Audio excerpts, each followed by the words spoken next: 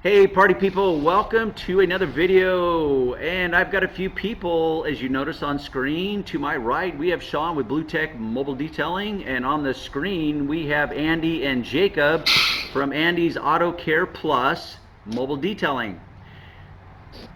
In the spirit of trying to connect a global community at a level of detailing and detailing related, Sean is coordinating these efforts. And when we were at SEMA, and I have no idea when you, the viewer, will be watching this, so I'm going to clarify SEMA 2019. Andy and I and Sean, we've all communicated via social media prior to SEMA, but that's one of the cool things about SEMA is that you get to unite and get to meet people in person, face to face, which is really cool. So with that said, is we wanted to bring some experience from other parts of the country, other parts of the world. Andy was kind enough to come on camera with us. Thanks for joining us also, Jacob. Jacob is his son. How old are you, Jacob? I am actually currently 20 years old. Oh, very good. Okay. So what we want to do is we were actually thinking of doing two videos, but we're going to combine this into one video because Andy came to the table with a what we call a horror story. Thank you, Sean. A horror story of detailing, and we all have them. Once you've been in the business long enough, and I don't care what business you're in, you're going to get horror stories, kind of like life. There's always going to be horror stories on or what I call unwelcomed events. You would prefer that they did not show up at your door, but they do. And that's one of the things that I talk about in my videos is problem solving. Literally every day that I go out, I'm required to do problem solving. So whether you have a mobile operation or a shop, you will be required to problem solve. So if you do not enjoy that challenge, business ownership is one, may not be for you. Secondly, more specifically, auto detailing may not be the business for you. So with that said, is we're going to hear Andy's story, and how we thought we would change this is we're going to then dissect it after you hear the story. We're going to dissect it and kind of point out for all you guys out there that are watching this video that are either fresh into the business or thinking about taking that leap of faith and starting a business for yourself. So with that said, let's hear the story and we'll come back and we'll dissect it and we'll kind of talk about the pros and cons and hopefully offer some useful advice for the guys watching this video. Okay, very good. So you are going to tell us, I don't know if you could call it your favorite horror story or your worst horror story, depends on how you want to label that, but Right. go for it. Share with us, because we all have them. We all have those big fat oops moments, Right. or gee, I wish I could rewind the clock, or gee, I wish I had done that differently. So tell us what your story is. All right. So mine, it's actually a little weird because there's a little twist at the end. That's We why like weird. That's why this one kind of stands out. I wouldn't say I like this one, but it kind of ended weird. So basically, I got a call from a customer. This is when I was booking probably 3 weeks out. So I ended up getting her on the schedule. She basically told me it was a Dodge Neon, or no, sorry, back that up. It was a Volkswagen Jetta, which those aren't the funnest ones to detail in the first place. Kind of explained my pricing to her a little bit. Yeah, I explained my pricing to her a little bit on over the phone. I don't like to actually fully narrow it down, but I like to explain somewhat of my pricing structure, just so I have an idea of how they're going to react. So I get it scheduled in. I try to confirm with the customer. I always confirm with my customers the day before. I didn't get a response from this one at all. So I was like, okay, this was the second job of that day. Warning. So I went ahead and Warning. showed up anyway because I was exactly. It was the second job of the day, so we were just like we were kind of close, so we just went ahead and went there anyway. I saw the car out there. My first impression of this car was it was up on jack stands for one. Oh, wow. That was another warning. Yes. It was up on jack stands. It did have tires on it. But she had explained to me that there was some mold that I'd need to remove, that sort of thing. I look at this car and it probably looks like it's been sitting there 5 years ish, and in Oregon, you can tell when they've been sitting for a long time because they get covered in green mold, basically. So I'm already like, I don't know about this. And then we go knock on the door, no answer. So I repeatedly knocked on the door, no answer. I ended up texting her, calling. They finally responded to a text message, said they'd be right out. About 10 minutes goes by, and one of the neighbors comes over, and he says, she can't find the key, so if you could just hang out a minute, and we'll see if we can get into the car. So at this time, I'm kind of walking around the car, looking in the windows, that sort of thing, just to kind of get an idea of what I'm dealing with here. I look in there, and the back seat is full of tires. It's just got tires sitting in there. It's got stuff stacked up in the front seat. It looked like, I mean, it goes right back to the fact that it looked like it had been sitting 5+ years. And walking around the outside of the car, you could literally smell the mold. Oh. So I'm immediately like, this is going to be probably at least double what I talked about to this lady. And you're probably thinking you're going to need a full body condom to clean it. Oh, I'm just Some like, man, serious I didn't bring enough protection equipment for this car. So she finally ends up coming out after I'm talking to her neighbor for a while. I'm like, hey, you know, we got to figure something out. I can't just wait around, you know, that sort of thing. He finally goes inside, gets the lady. She comes out very not understanding what's going on, saying that she doesn't want the appointment canceled because it took 2 months to get on my schedule, which didn't make sense in this place because it had been about 2.5 weeks. Right. And then she still hadn't found the key.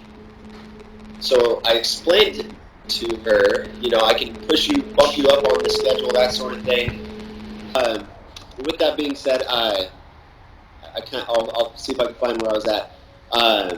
So we're out talking about the car and talking about the fact that I could probably, you know, get her in on the schedule a little quicker when she finds the key. And then I kind of started to explain pricing, and she was obviously like, that's way out of my price range because she was already saying that the original quote was a little high. So basically, what this turned out to be was an absolute nightmare and waste of about at least an hour of not even being able to get into this car. Actually, I was actually very thankful that I didn't get into the car, to be honest, because I wouldn't have wanted to get into that car and breathe all that. But I did give her my, you know, I was just like, hey, you know, you find that key, feel free to give me a text, that sort of thing. So I texted her again the next day, just no response at all whatsoever. So it was a horror story that didn't end up as bad as it could have if I would have actually gotten into that vehicle. Right. It was one of those moments where I was like thankful that it didn't turn out that way. Yeah. But just the whole thing, it was a big learning experience for me, for one. Yeah. And this was just a month ago, so it was a nightmare avoided in a way, but also a horror story. So. Okay, guys, now that you have heard the story, what I want to do is dissect the timeline of this story, because I think there's a lot of learning that can be pulled out of this. For example, one of the major things that sticks out of my head, because I'm not actually taking notes, so this will literally be on the fly. I know that if I was to sit and rewind this video and watch it, I could take notes and come up with 10 talking points. But that would take a very long time as far as delivering that. So I would like to just pull out a few talking points that are what, you know, I would want guys to know at the very beginning of their career and starting out, as to like, okay, don't ever do that. Or, you know, what you really should have done is this. So in your head, Andy, and let's start with you, what would be the first major thing that you wish you would have done differently with that whole story? And I don't mean the story itself, but in that moment with that lady. What's the first thing that you wish you would have done differently? First thing is gotten more information about the car. That would be my number one thing. I think I dropped the ball a little bit, just kind of got into a routine, so to speak, of not asking enough questions up front about the vehicle. Usually I'm pretty good about really having them describe the vehicle, and I think I dropped the ball quite a bit on this one in particular.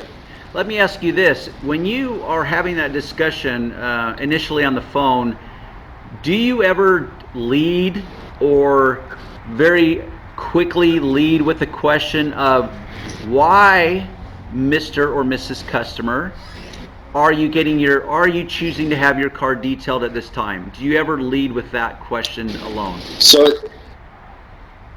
I don't usually lead with that question. But I do ask that question almost to every single customer. That is one question that I love, because then you really get some of the good details of the condition, and you can really kind of take notes off of that.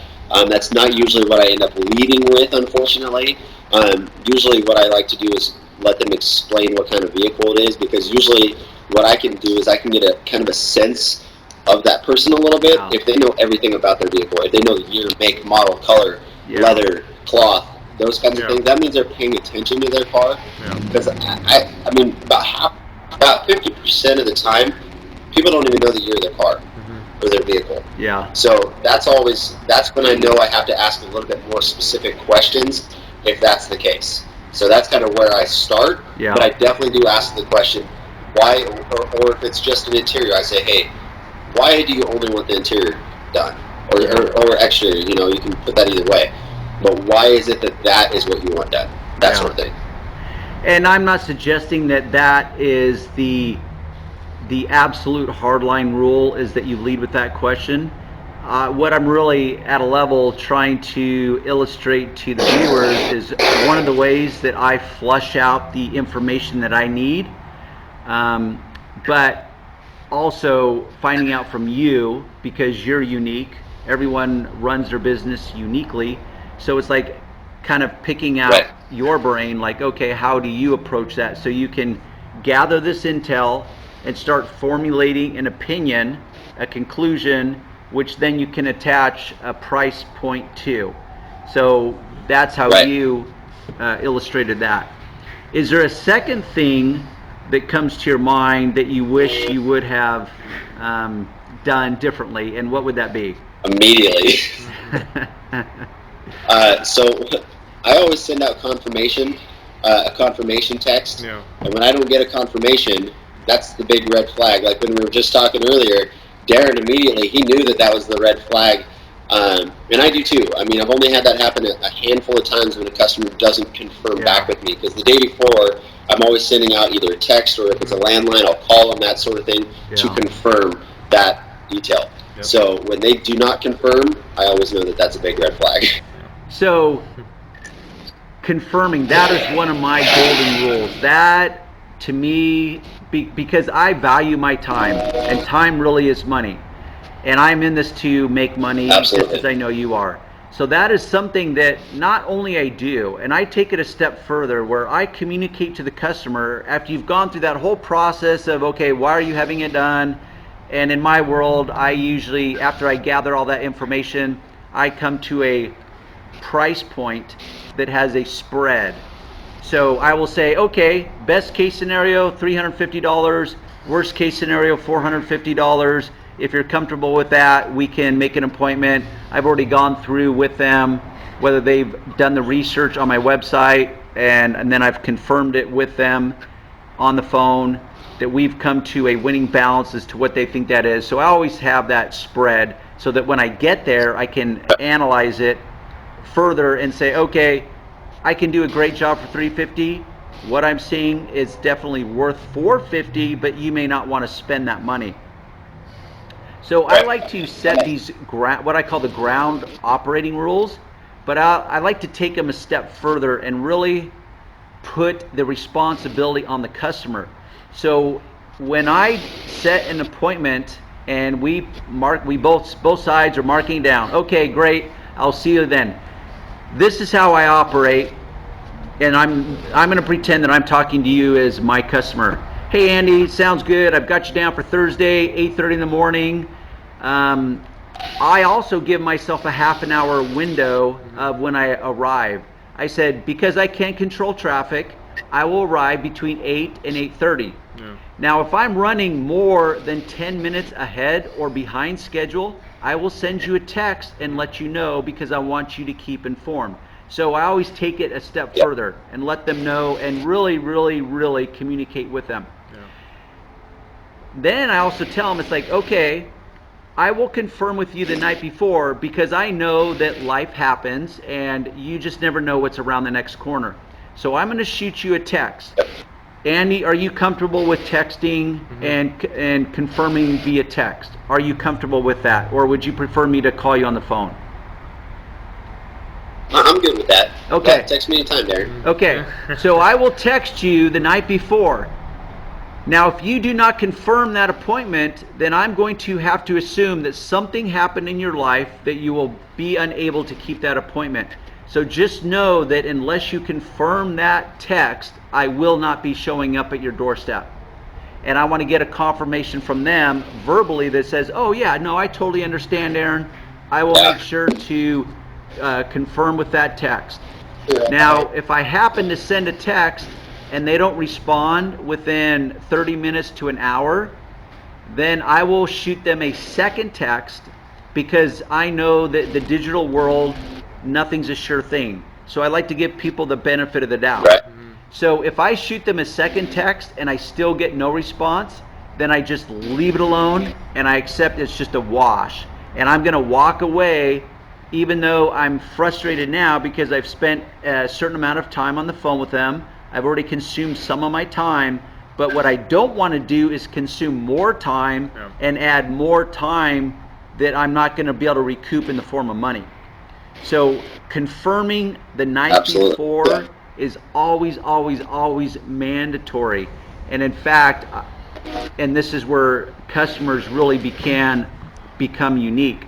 So I had this one regular customer where she, very, very wealthy, a non-working housewife, husband's making, he's out there making all the money. So what you learn with people like that is that at a level, they are not constrained by normal time schedules. They like to be, they just like to do what they want to do. So I learned very quickly that this lady is one of those people. So what I learned is that I had to even ramp it up even more. So I had to confirm with her the night before, and then I would say, okay, let's say her name is Sarah.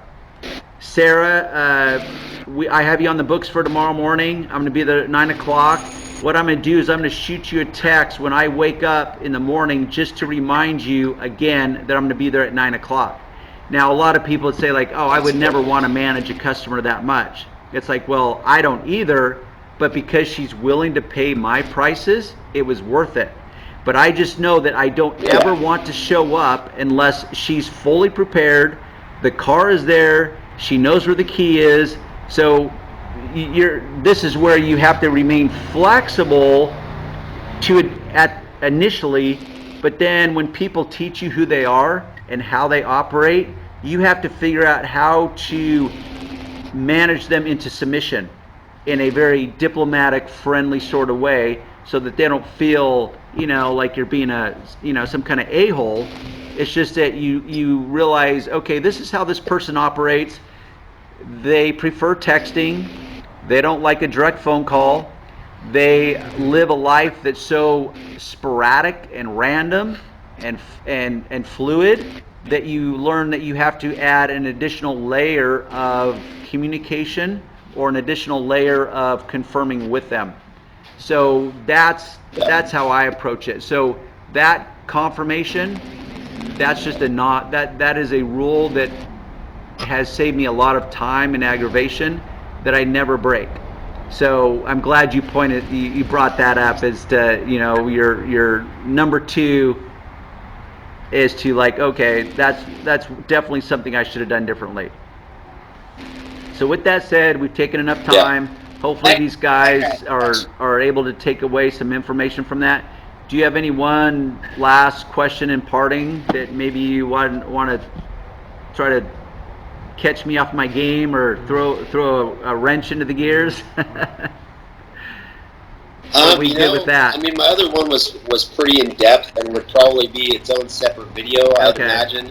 Okay. Just because it's pretty detailed or whatever, and there was a lot to it. But I do want to add one little thing. I do have a customer that basically you just described them like to a T that we have, and I mean I'll confirm. I confirm kind of late in the day on purpose, right? Because she specifically told me. I always forget. I have you on the schedule every time, and I always forget. So thank you so much for sending those texts. Customers love confirmation. They love it. And the other thing about this specific customer is they're so all over the place. I mean, these people own 5 businesses. They're all over the place. So one of the other things that I do with this specific customer is, I mean, they'll open the garage for me, and that's like the last time I see them. I mean, I'll send out. When I'm done, I literally just send a text saying, I'm done, send them an invoice via my Square app, and I'm gone. So it's grown into that, because at first I was trying to like over communicate with this customer, but they were just they didn't have the time. So I've grown into understanding that a little bit, and it's the flexibility of the detailer as well, being able to be willing to do that, like you said. If they're willing to pay your prices and that sort of thing, and you're willing to do a little bit more for that customer when they don't complain about pricing or nothing, and they give me plenty of work. I mean, it's a maintenance customer that I'm every other week. They always have at least 1 to 3 to maybe even 5 vehicles for me. So I'm willing to do a little, maneuvering and put extra time into it too. And that's one thing that I've taught him about that, because he'll actually go to this customer sometimes on his own, but just over communicating with text messaging rather than worrying about getting their attention, so they can do it on their time. Yeah, and I think to reduce it down to the simple, everyone operates with a different style in life. Some people prefer direct communication, texting. You just never know. So it's a matter of understanding, getting in a customer's head, asking the right questions, understanding their way of style and how they operate in life, and knowing what you're trying to achieve, and figuring out the best way to do that so that you become efficient, effective, and more profitable. So that's really where the flexibility comes in, but more importantly, the communication skills to asking the right questions, helping this customer understand that you're trying to give them more of what they want. And if you can do that, the natural byproduct is that you're going to get more of what you want. True. Yeah. So you viewers watching this, you can ask questions towards Andy. Yeah. You can ask questions towards Sean and I, maybe even Jacob. Looks like looks like it just says Jake on your uniform. So I'm assuming you go by Jake. Yeah, it goes by Jake. Okay. It is Jake. Okay. So some of the viewers might even ask a question of Jake, and we can tune in. We can see some of these comments, and you can always respond if you see them below, Andy or Jake. But you guys specifically, I want to know just the one thing that you learned, or the one thing that you agree with that you want to elaborate further with in helping the community at large. So that's the comments that I want you guys to make below here. I'm trying to do my hands so that they show below the screen. So with that said, the two of you, thank you so much for coming on camera with us. I appreciate your time. I wish you much success, and perhaps we can do a follow-up video and talk about that question. With that said, any last parting words, Sean? No. Check the box below, guys, for all the links. We'll link to your social medias, Andy, and so forth. And good luck on your end, and we will talk to you next time.